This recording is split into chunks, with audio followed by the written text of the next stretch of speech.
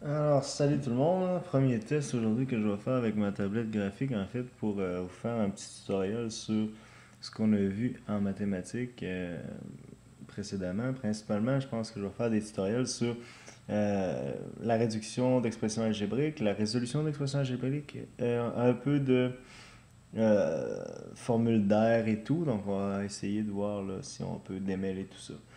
En fait, juste pour vous faire un rappel, en fait, concernant la réduction d'expressions algébriques, je vais vous faire un exemple tout bête là, qui est dans vos notes ou qui est dans vos cahiers d'activité. Allons-y avec celui-là ici. En fait, si on a moins 5 y moins parenthèse 3 y plus 2, je vais l'écrire.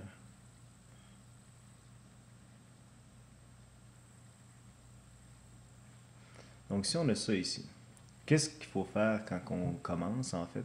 C'est simplement de... On va enlever, en fait, nos parenthèses. Comment on va faire pour faire ça? C'est qu'on va simplement distribuer, par exemple, le moins dans cette parenthèse-là. Dans celle-ci, distribuer le plus, on n'a pas vraiment à le faire, on va pouvoir simplement enlever la parenthèse. Donc, si on commence, on a moins 5y. Donc, moins... Ici, on a un petit plus qui est caché. Donc, pour changer ça, ça va nous donner moins 3y. Le moins va encore changer mon signe ici. Donc, ça va devenir moins 2. Ici, plus avec un moins gagne. Donc, moins 2y, moins 4. Jusque-là, ça va, j'espère. Donc, simplement repérer nos termes semblables. Je vais prendre une autre couleur, tout simplement. Donc, on a moins 5y. On a moins 3y. On a moins 2y. Nos deux autres termes semblables, on a moins 2 et moins 4. Donc, par la suite, qu'est-ce qu'il faut faire, tout simplement?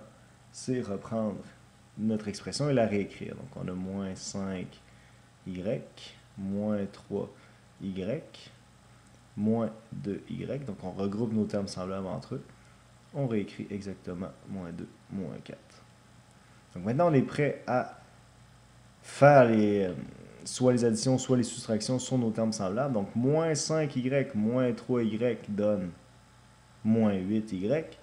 Moins 2y, moins 8y, moins 2y, moins 10y. Moins 2, moins 4, moins 6. Donc voilà notre réponse pour la réduction, en fait, de cet exemple-là.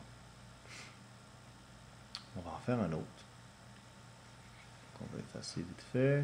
Tout simplement ça ici. Parfait. Donc si on prend un autre exemple, on va laisser ça ici.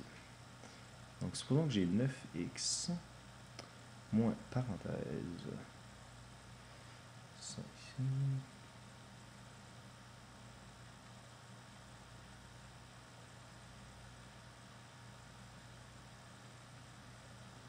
Pardonnez-moi l'écriture, là. Je suis en train de... J'écris mal déjà en partant. Avec ça, on dirait que c'est un peu plus compliqué. Donc, même chose, on va enlever les parenthèses. Comment on fait ça? C'est qu'on va distribuer le moins ici et ici. Ça va changer nos signes. Et le moins va se distribuer ici et ici. Donc, ça va changer nos signes encore une fois. Donc, on réécrit notre expression. 9x. Moins avec un plus, donc ça donne moins 6x. Moins avec un moins, ça donne un plus. Faire attention. Plus 7. Moins avec un moins, ça donne un plus. Donc, plus 3x. Moins avec un plus, moins 2. Même chose que tantôt. Prendre une autre couleur. Donc, on va prendre nos termes semblables. On a 9x, on a moins 6x, et on a plus 3x. Ensuite de ça, on a plus 7 et moins 2. Voilà. Donc, on réécrit nos termes semblables. Normalement, on écrit toujours là, ceux qui ont une variable qui sont associés, puis on met les constantes ensuite. Donc, on va écrire 9x moins 6x plus 3x plus 7 moins 2. Maintenant, on résout. 9 moins 6, 3. 3 plus 3, 6. Donc ça donne 6x. Très important de ne pas oublier la variable qui est associée. Donc 6x plus 7 moins 2, ça donne 5. Donc 6 plus 5, ça va être notre réponse finale de réduction de ce qu'on avait au départ, qui est juste ici. Donc ça, si on réduit, ça nous donne cette réponse-là. Donc ce qui est important, là, si on voit la forme, c'est toujours de plus en plus simple. Il faut toujours réduire l'expression. C'est ça que ça veut dire, en fait. Donc, ce qu'on a au départ, c'est un peu plus complexe, puis ce qu'on a ensuite, c'est une réponse beaucoup plus simple. Donc, c'était sûr qu'on allait juste avoir deux termes, parce qu'en fond, on a des x, puis on a des constantes. Si on avait eu, par exemple, des y, on aurait eu 6x, on aurait eu des y, puis après, on aurait eu une constante. Donc ça, je crois que pour tout le monde, ça va quand même assez bien.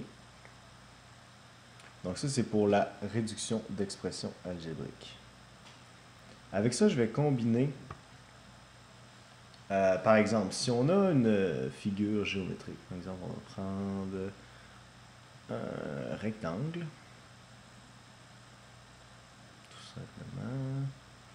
Donc ici, on a 6b comme grandeur, et ici, on a 2a. Je vous dis, trouvez-moi en fait l'expression réduite qui représente le périmètre de ce rectangle. Bien, toujours on commence donc, trouver périmètre.